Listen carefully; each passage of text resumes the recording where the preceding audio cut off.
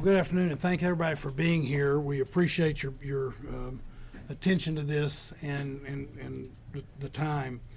I want to start off by saying just a couple of things. One is I want to again say how proud we are, and I am, of our police, fire, and EMS. Our public safety professionals did a tremendous job, a job where they were moving quickly and bravely to make sure that lives were saved. There were lots of acts of heroism on Sunday morning.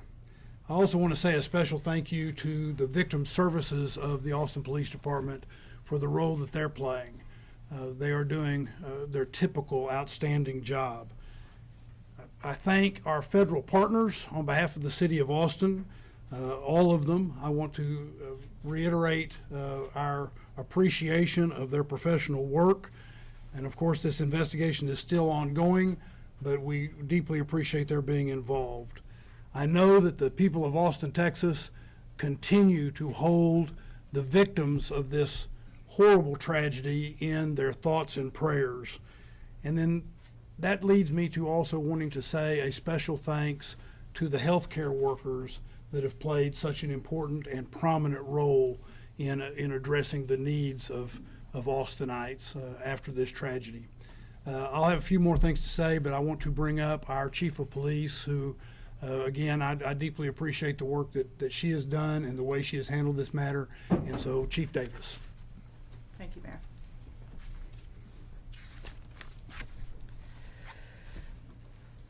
The last 4 hours have been some of the most challenging in my career. This has been difficult for our community, devastating to the impacted families, and challenging to our APD family. I want to thank our federal partners, Special Agent in Charge, and the evidence response team with the FBI. APD could not do this alone. We are still in the early hours of this investigation. This is a complicated and large crime scene. Our priority is finding answers and the motives behind this crime. I want to thank everyone that has supported our communities and this response. Families will need this in the days ahead. I also want to thank victim services that have come in addition to APD's victim services. That includes FBI, the Travis County District Attorney, and multiple calls of people wanting to help. I cannot imagine the grief, pain, and loss these families are feeling today, and my heart is with them. Savitha Shan and Ryder Harrington. To the impacted families that are still waiting for answers, we are here for you. A family resource center is being stood up, as we know numerous people have been affected by this, and we are daily, hourly getting calls of people that have been victimized by this. The department will be releasing information soon on what that looks like. When I arrived on this scene, again, it was complex and very large. The work being done by the Austin Fire Department, the Travis County Emergency Medical Service, and APD was quite impressive. Once the initial scene was secured, we reached out to our federal partners to assist in this resource-intensive scene and to address concerns of potential terrorism. We are working in tandem with the FBI, conducting numerous interviews and gathering evidence. If you can imagine, we have over 150 witnesses to this event that we are working with the FBI. And we are also investigating an officer-involved shooting. As I have committed in the past, in any officer-involved shooting, we will be releasing info as quickly as possible. Later this week, potentially Thursday, we'll be releasing body-worn camera of this event, as well as information on the suspect, including criminal history. Again, we are making, and I want you to know that we are making tremendous, significant progress in this case, but it will take time. In closing, I want to take a minute, as the mayor, echo the mayor, and talk about just the fantastic work that the Austin Police Department with the Travis County Emergency Medical Services did here. Multiple lives were saved. You know, in Texas, we are fortunate to have the Advanced Law Enforcement Rapid Response Training Center, and that's the Alert Center through Texas State University. And that training, there's no doubt that in that coordinated response with EMS saved lives this night. Mayor, I'll turn it back to you. Sure, thank you. I also want to point out that we're joined today by our city manager T.C. Broadnax, and council member who represents the downtown area, Zoe Kadri. Before we take your questions, I want to say that we recognize that this is a very traumatic moment in our city. But when I talk about being proud of APD and fire and EMS, I want to also say how proud I am in how the people that are this city have reacted with such great compassion. We are all mourning together and grieving as a group, but we're seeing tremendous compassion and love coming out of the people of Austin. And so I urge everyone at this moment of trauma to reach out to each other and take care of each other and take care of our home. Be with each other. While this is a dark moment, our people are creating a lot of light in Austin, Texas. And what we do for each other matters. So now we're happy to, if there's a few questions, to take a few questions. Can we start over here? We can start over here and then we'll go here. Yeah, has this impacted any plans, security plans for South by Southwest? It has not. You know, we have a press conference, I believe, next Thursday for our spring festival season. And certainly as we look at Austin and what makes Austin so great are those events. We are a major city police department and we go in best practices. I feel confident that the resources we have in play, South by Southwest, will continue on and it will be a safe festival season. Do we know how the suspect acquired these guns and whether they were acquired legally? The guns were required legally. I believe in 2017 out of San Antonio they were purchased. Can you tell us more about the victims? I think you said Savitha Shan and Ryder Harrison. Ryder Harrington, yes. Okay. Can you tell us more? Are they UT students? I think Ryder was a Texas Tech student. I don't know as far as what school they went to. That is certainly something that we can look into. But they were young. I believe Ryder was maybe 22 and Savitha 24 or 20 respectively. Yeah. Are you able to share any details about the warrants that were executed yesterday in Del Valle and in Pflugerville?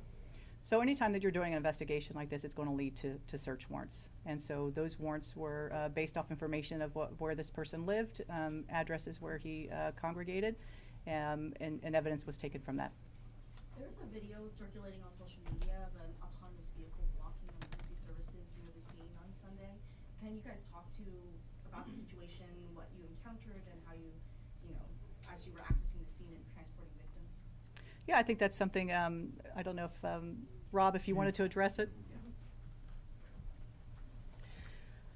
So Rob Lukritz, Chief of Austin Travis County EMS.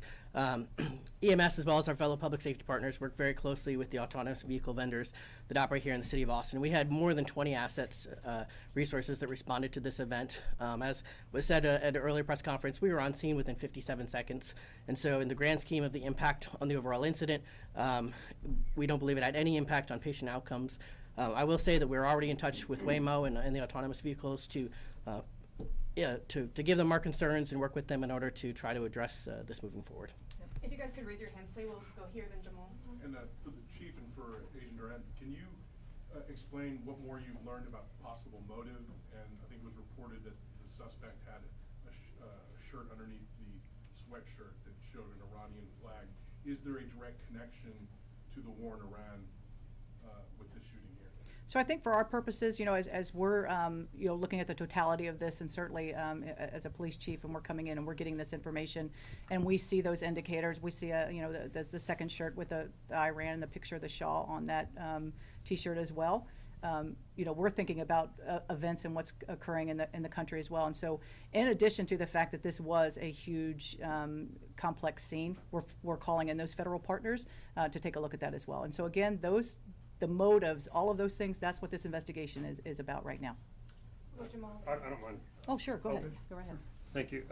So I'll add on that, but first I just want to also express our regards for the victims' families, those impacted by this tragic event.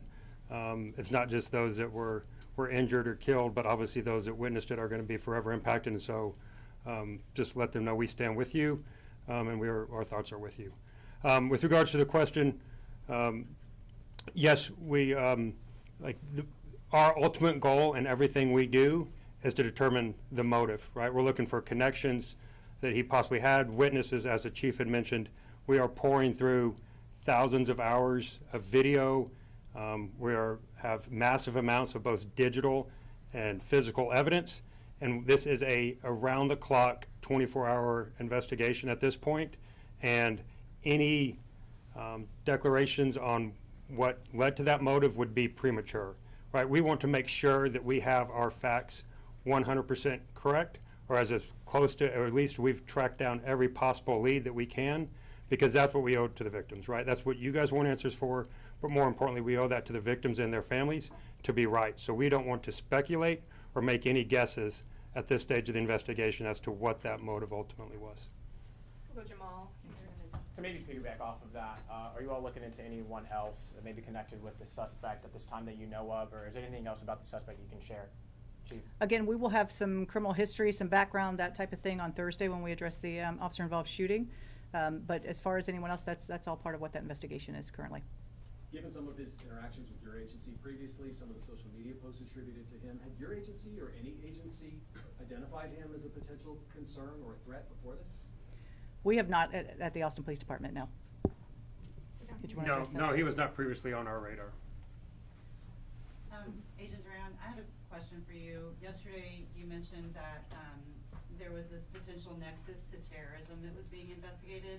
Can you tell us what that means in regular words, and also what those, what we've learned about that? So any act of targeted violence, which is what this was, we're going to pursue all investigative lines, right?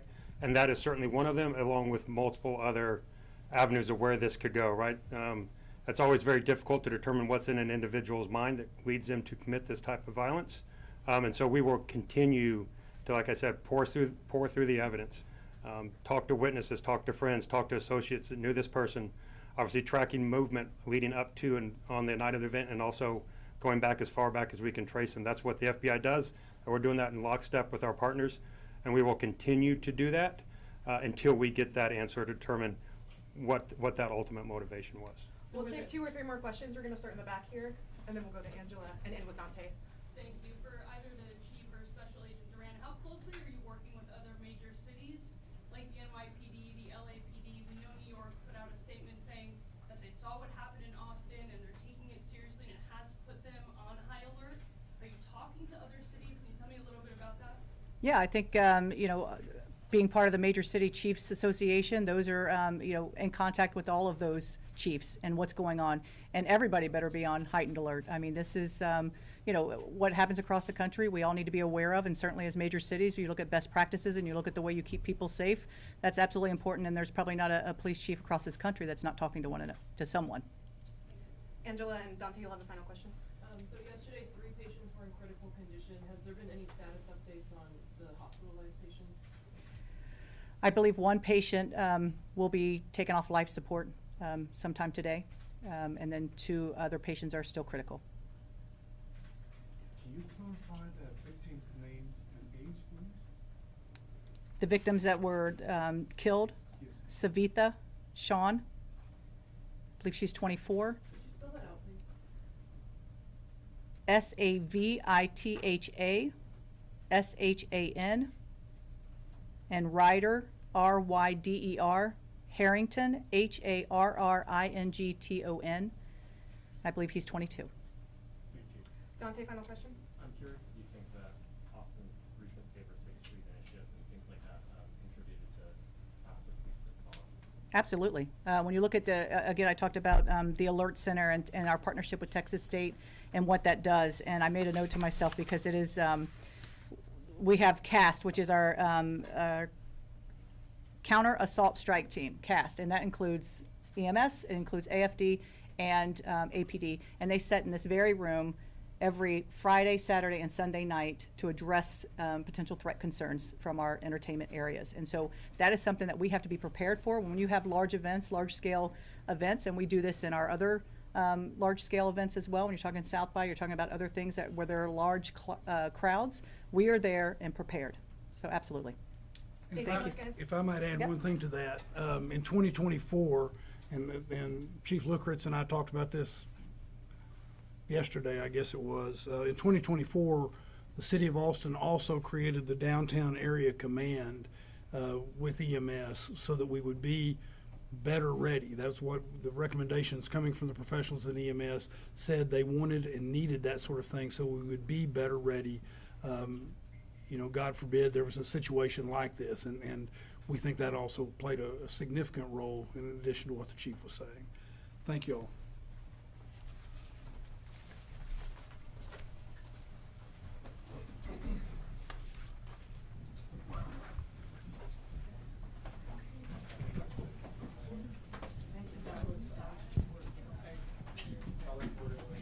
And everyone, just real quick, in closing, we will be sharing the information, the correct spelling of the names of the deceased, their ages as well, and then some additional resource information that we would like for you to help push out. In those could you, in that extra resources, clarify what taken off life support means? We can look into that for you. And both of the treatments are from Austin.